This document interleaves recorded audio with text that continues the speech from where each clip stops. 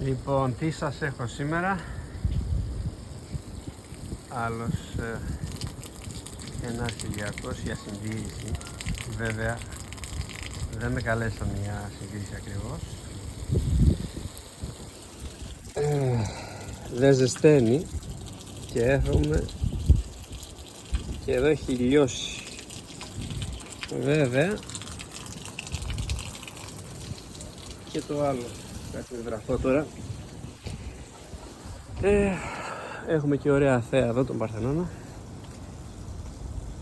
Να δούμε, θα βγάλω και την αντίσταση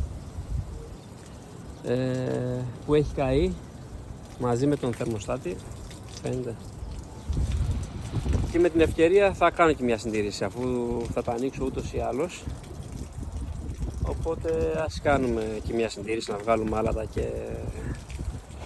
και τα σχετικά. Να δούμε κιόλας σε τι κατάσταση είναι.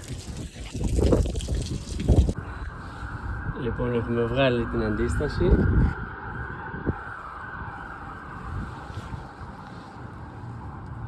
Εντάξει, δεν είναι και πολύ τραγικά, κάτι έχει μαζέψει. Εδώ την έχει λιώσει εδώ, οπότε πάει αυτή η αντίσταση. Κάηκε.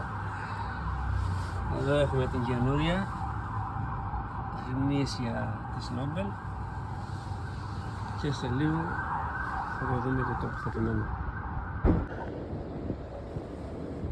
Έχουμε αλλάξει εδώ τις ασφάλειες, το έχουμε κουμπώσει και είναι έτοιμο. Αλλαγή αντίστασης και συντήρηση μαζί.